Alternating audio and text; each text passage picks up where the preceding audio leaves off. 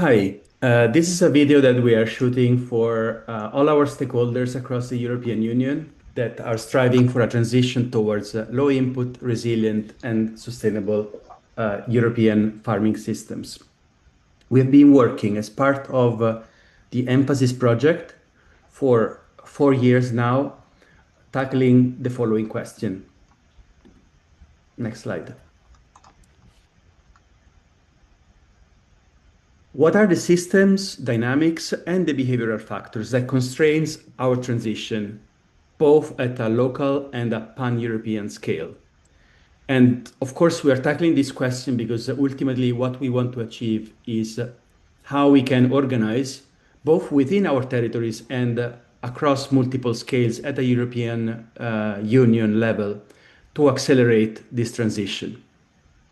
So after 3 years of local stakeholder engagement and research, we are now at a synthesis stage because we really want to develop suggestions that ultimately are understandable, meaningful, and actionable. So before we continue, who are we? In these presentations, as you can see, I am Domenico Dentoni, and I'm accompanied by Elsa Dingkhun. Both we are at Montpellier Business School. With us, we also have Arianna Dell'Olio at University of Bologna, currently visiting at our school in Montpellier. Next slide.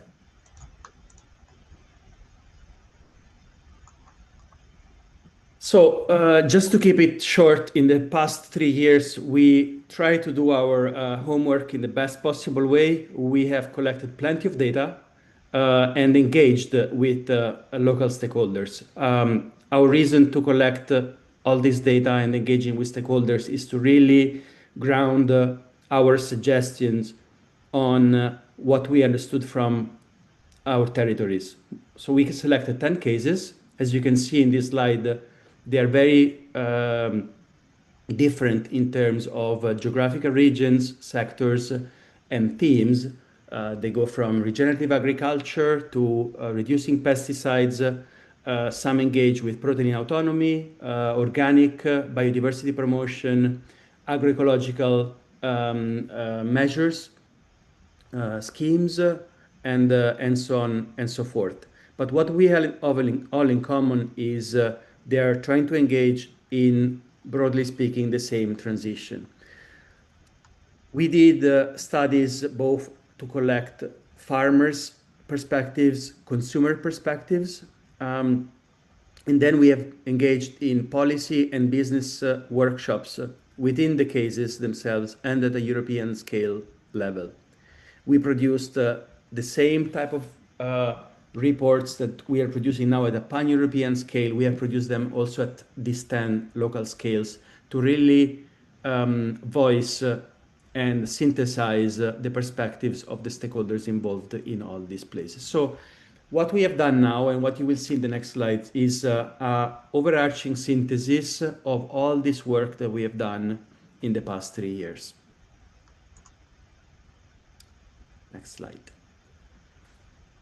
So what we are engaged now is what we call a theory of change, which indeed, as I said, it will be at a pan-European scale. And the way we are engaging in this is through a causal loop diagram and a value network map. You will see first an identification of the key feedback loops and the key configurations of the different actors. And then from there, what is most important for us to discuss now is what are the bundle of interventions, or in other words, the overarching strategies that we should together with you as our stakeholders put in place and coordinate at a European level in order to accelerate the transition. We also, through the value network map, highlight which type of coalitions we need to form in order to coherently intervene with this set of interventions. Next slide, exactly, here it shows the feedback loops. Next again, here it shows what the value network map highlights. In the quadrant number 3, it shows which type of interventions or bundle of interventions are helpful to address the current feedback loops, and point number 4, the value network map will help us highlight which coalitions we need to form in order to intervene on those feedback loops in concrete ways. Next slide.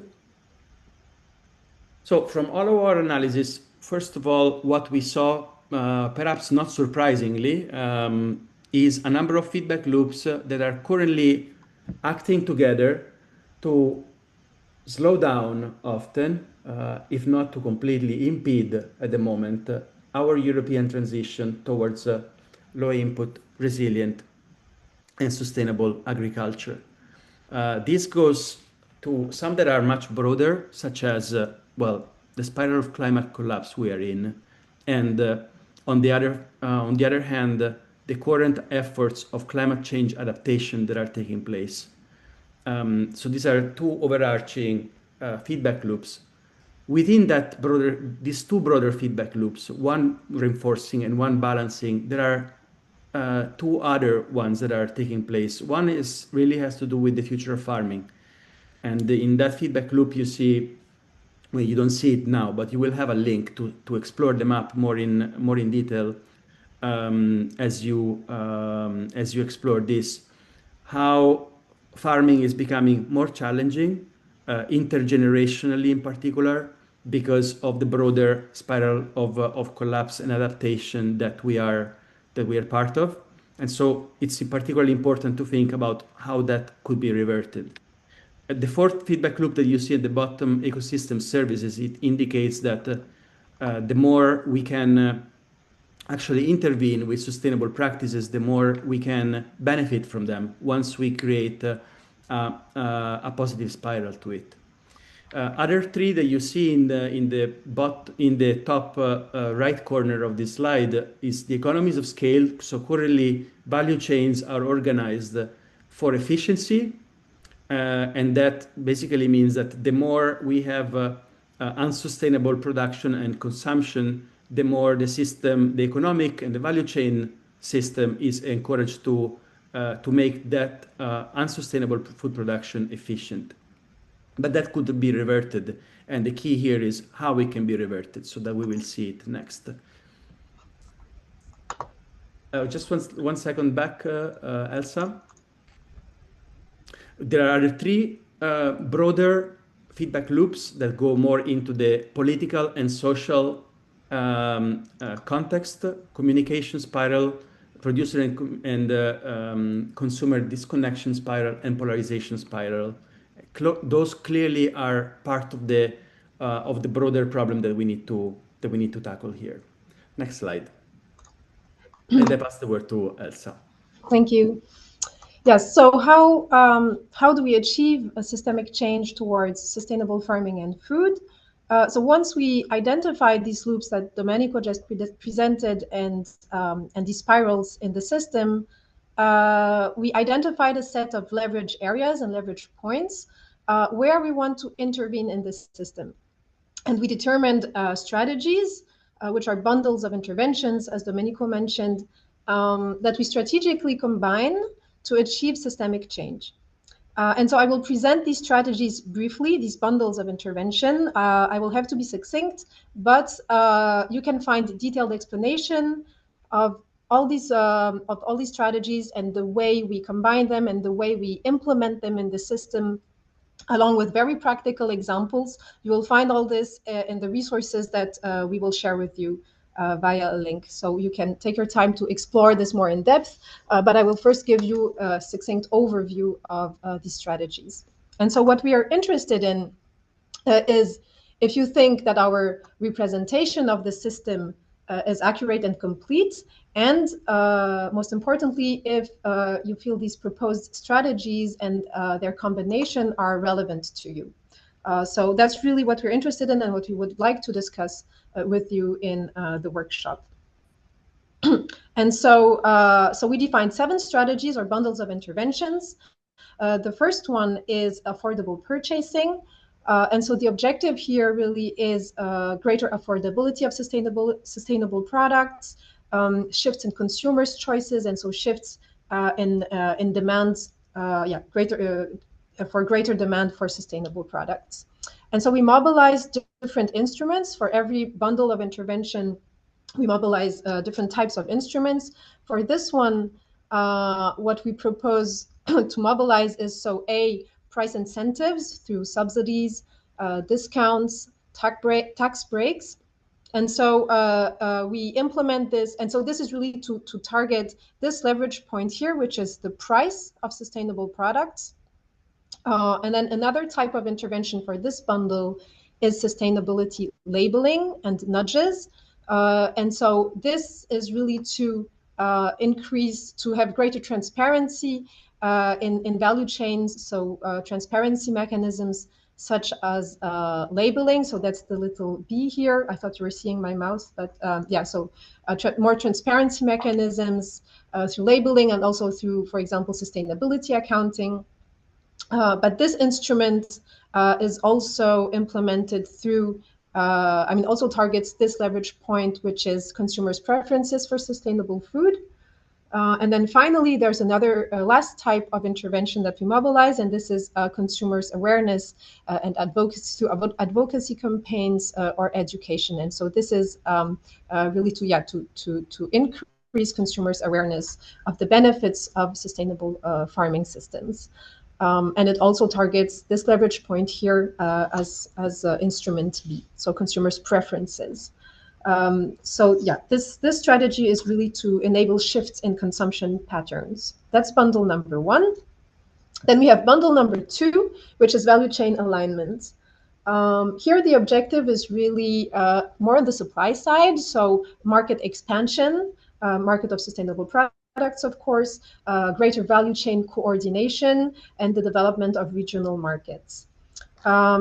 The instruments here that come into game are, so A, sales channels expansion and market access, so greater market access.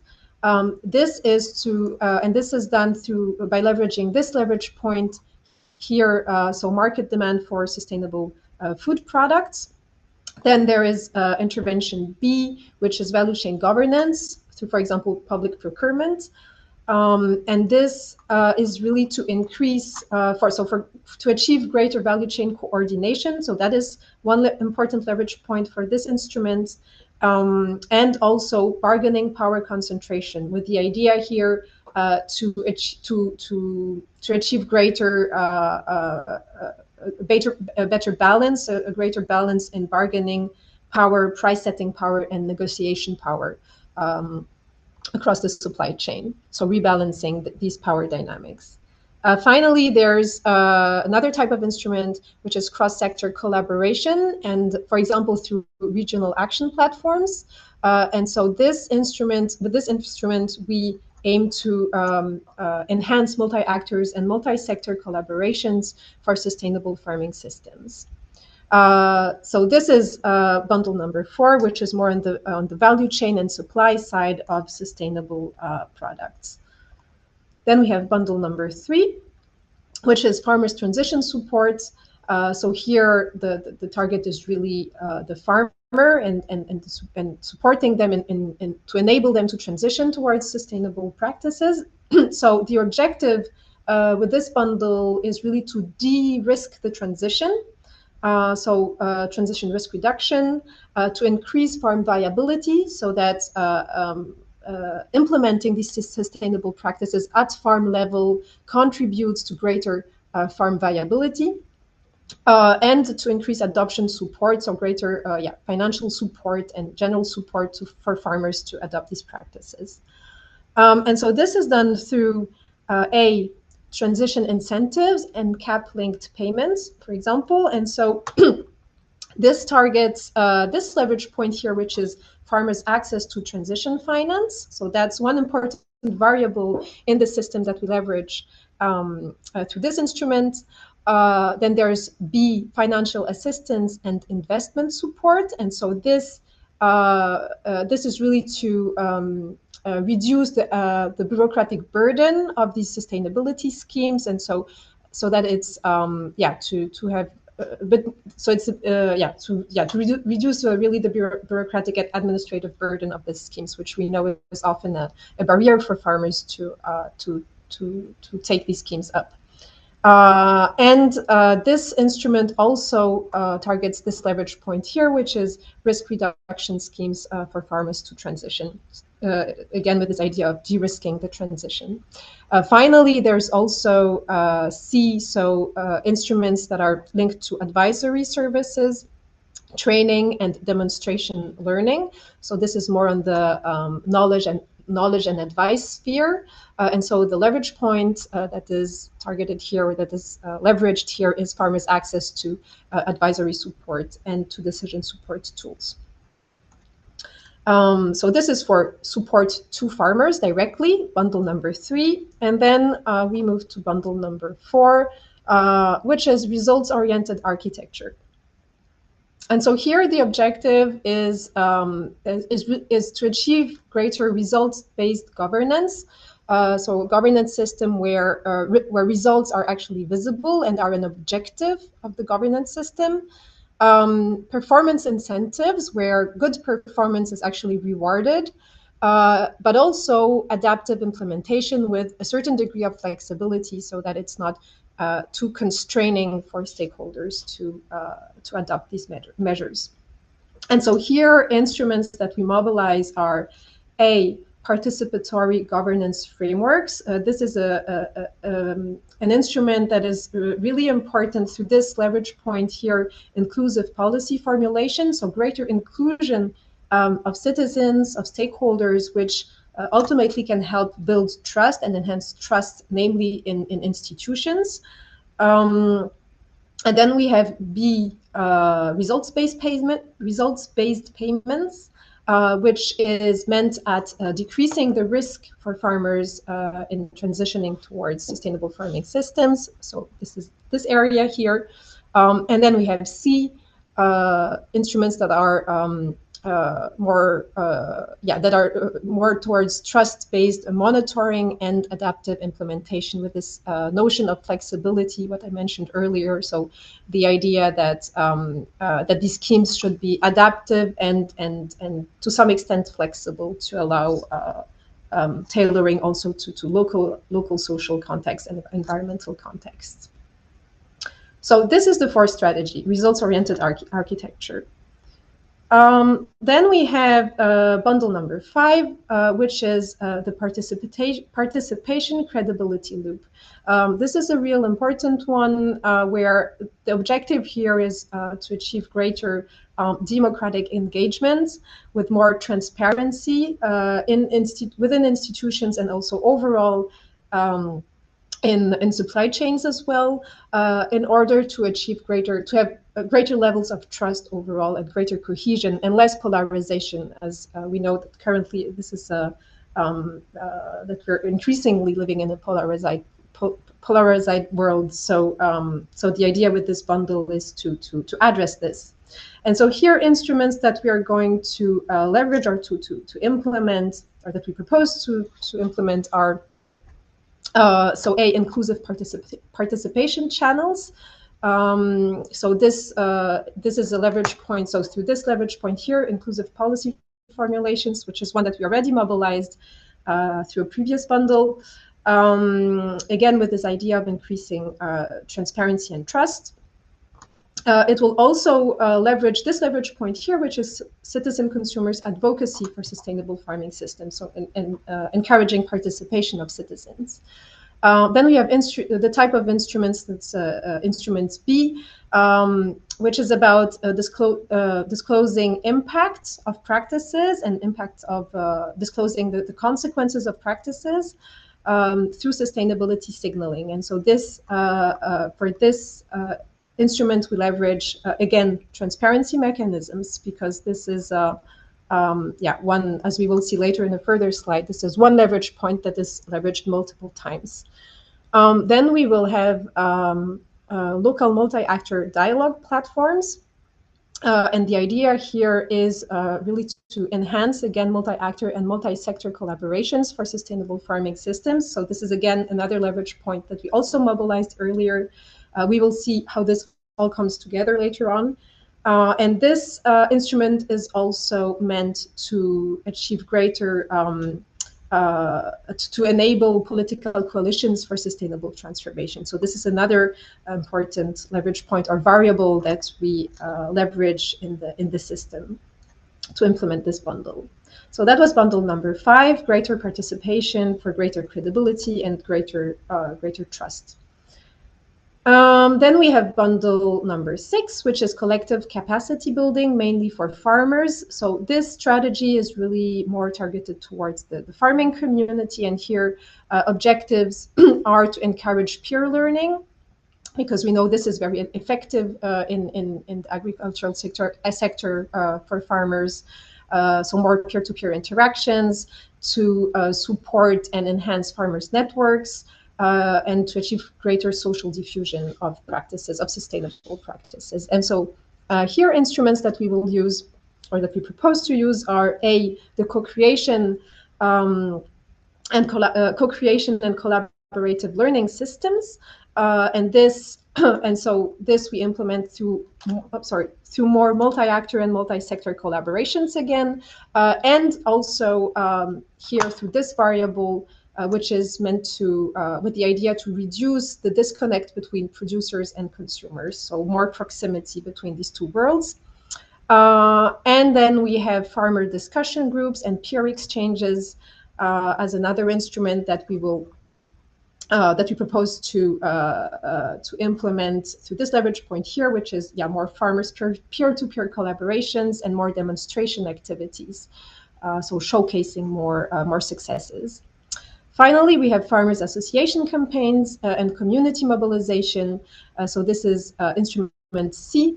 And here the idea with this instrument is really to target this variable that's very important in the causal loop diagram, so in the system, which is social cohesion. So with this instrument, we aim at achieving greater social cohesion. So that was bundle number 6. So more collective capacity building among farmers.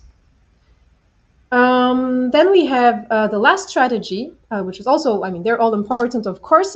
This one is especially important. You will see that it also has more instruments proposed and more leverage points mobilized. So that's policy orchestration.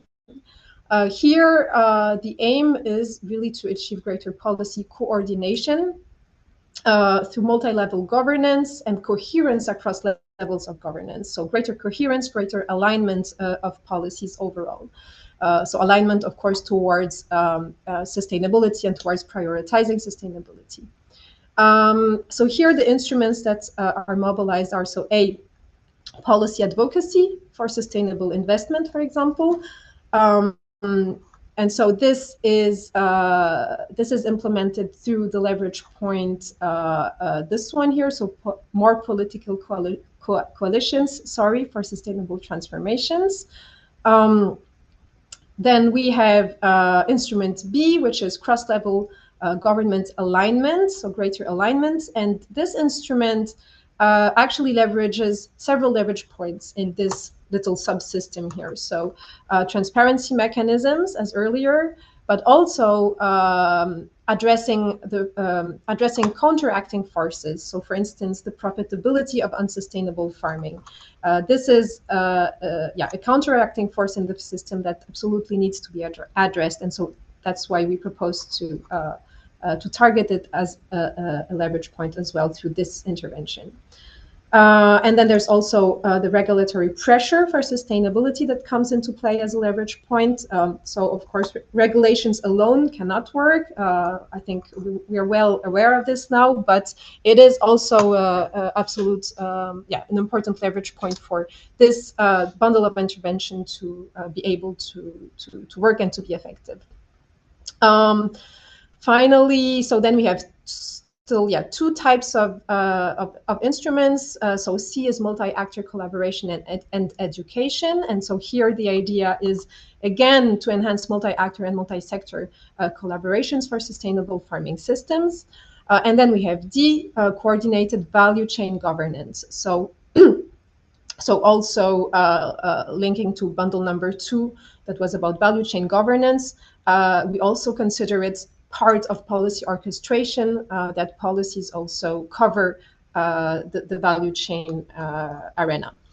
And so here, this is implemented through leveraging this variable here again. So the profitability of unsustainable farming and the regulatory pressure for sustainability. So through policies managing to also shift behaviors in the value chain, and so also companies' practices and companies' behaviors.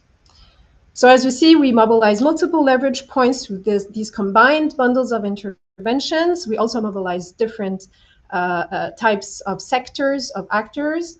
What's really important to keep in mind, that I really want to emphasize, is that these bundles of interventions are not implemented in isolation. So they must be combined and they must be activated simultaneously if we want to achieve systemic change. So here you can see that these variables or leverage points are mobilized together as a multiple strategy. And then finally, this will be my last slide. Here I just want to show that these leverage points are not isolated from each other. So as I showed earlier, they are interconnected through mobilizing sometimes the same leverage points, but also they are, of course, implemented in the system that Domenico presented earlier, so in the causal loop diagram that we developed. And so they are interconnected, they are interdependent through the system, and they influence each other. And so this is how activating them simultaneously can change the system through ripple effects, through cascade effects, and through feedback loops, by leveraging the feedback loops that we identified. Yeah, so that's really the combined strategy that we propose to change the system, and we're really curious to hear about your take on this, and if you think this all makes sense to you, or if anything is missing in your view.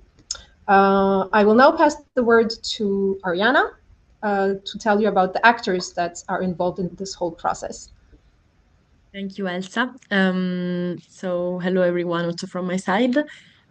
We also asked, as Domenico explained earlier, we also asked ourselves the question of who might participate in order to enact the bundles of interventions that were just illustrated. And this question we try to answer with the use of this tool, so the value network map.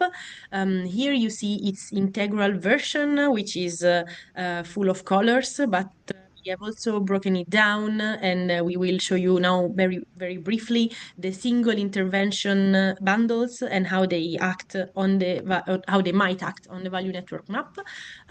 So I will now share my screen for this.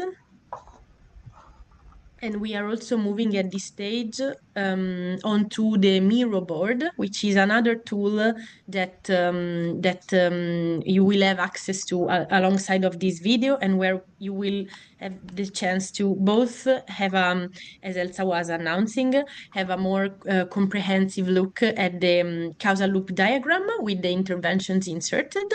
And while at the moment we will briefly show you the value network map section, so this one. So zooming out, you can see that you have a CLD section and then a VNM section.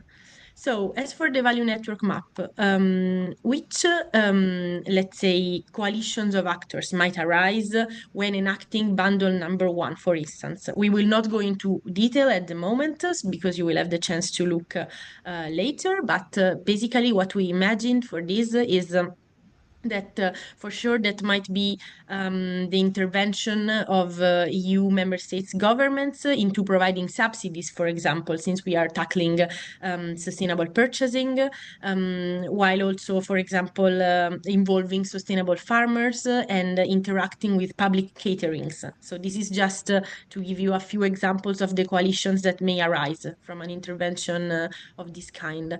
For value chain alignment, for example, we were thinking that some interactions could arise between, again, EU member states, national governments, and what we call the value chain actors box, because we box them together for effectiveness, let's say. And these can have repercussions at the international level. So with interactions with international trade blocks, while also at the more local level. So, of course, also interacting with the innovation hubs and high-tech providers, for example. As for the bundle related to farmers' adoption, we imagined that some coalitions that might be born are between, again, EU MS national governments who might, for example, interact with banks, and in order to, let's say, provide farmers with advantageous loans for sustainable investments, for example, in terms of facilitating the adoption of sustainable practices. Whereas, for example, another thing that could happen is that EU MS national governments also interact with public advisory services, so facilitating the adoption through the provision of advisory, let's say, initiatives. Moving on to bundle number 4, so results-oriented transition architecture, we imagined that something that could happen is the interaction between private non-profit nature conservation organizations and the EU MS national governments, while and the interaction could be related to the sharing of information and legitimacy. So as you see here, we also mapped some of the resources that these actors might exchange when enacting these interventions. Moving on to the bundle number 5, so the participation credibility loop, we envisioned some sets of interventions, some sets of interventions that might be related, that might relate national governments and, for example, certification bodies. So, as Elsa was saying, to create more transparency and trust with mechanisms of impact accounting,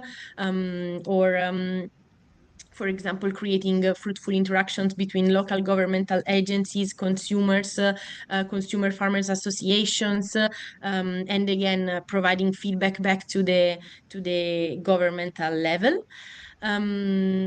And moving towards the end, in the case of bundle number 6, so collective capability building for sustainable transition, we envisioned some actions that might relate, for example, living labs and experimentation/demonstration farms with farmers.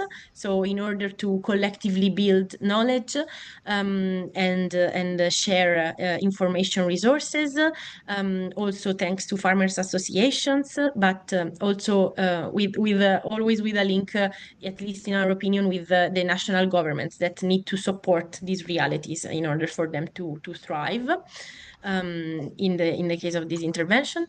And lastly, for bundle number 7, so policy alignment and orchestration, we foresee some initiatives that might put into relation actors such as let's say, private non-profit nature conservation organizations or sectoral interest groups with the value chain actors, for example, or also sustainability advocacy groups that might be put into relation via the sharing of knowledge with the EU national government, so to provide the feedback and more alignment into policy implementation, and again with the let's say legislators, so national representatives. So this was a very broad overview of how we imagine that the bundles of intervention might work in terms of actors and resources sharing, but you can have a closer look, as we mentioned already, on this Miro board. And I will pass now the word back to Elsa for the conclusion. Thanks, Arianna. Yes, let me just share my screen again.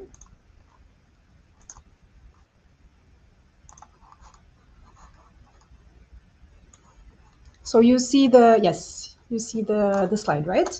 Yes, the value network Yes, map. perfect. Okay.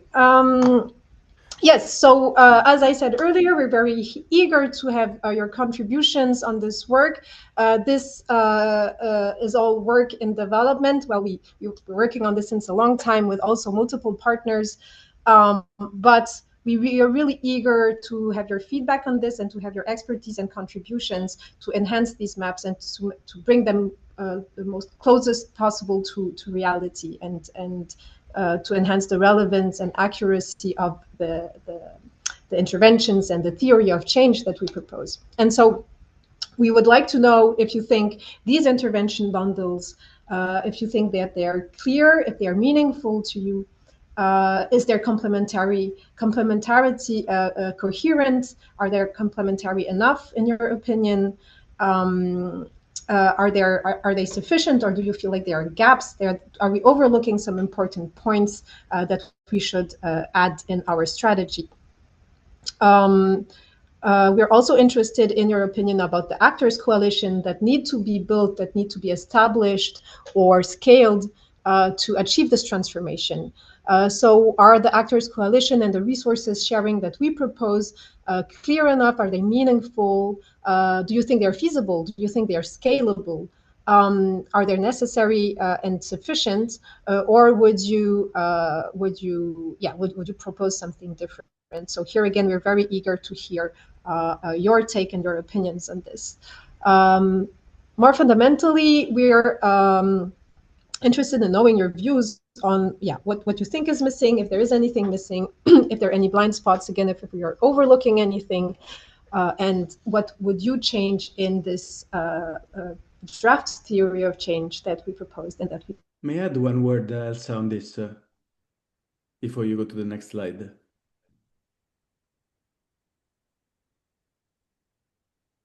I think Elsa got frozen in this. Yeah. Okay. Just one word on this slide too. I just wanted to tell one thing really to our stakeholders in this. Do you feel, in relation to these questions, first of all, do you see and do you feel that your efforts, your current efforts, are represented? Okay, and do you see the need of complementing your own efforts that you're currently doing with the others that we have highlighted? So in that sense, complementarity and coherence does it speak to you on what you're currently doing? Sorry, Elsa, go ahead with the next slide. And you're muted at the moment. I don't know why. Can you go to the next slide?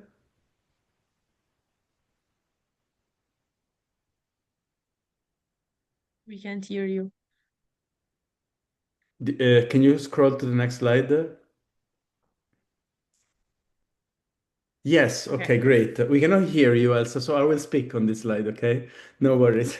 So, as you can see, we are inviting you. We want to invite you in different ways because we want your feedback, no matter how you can give it to us.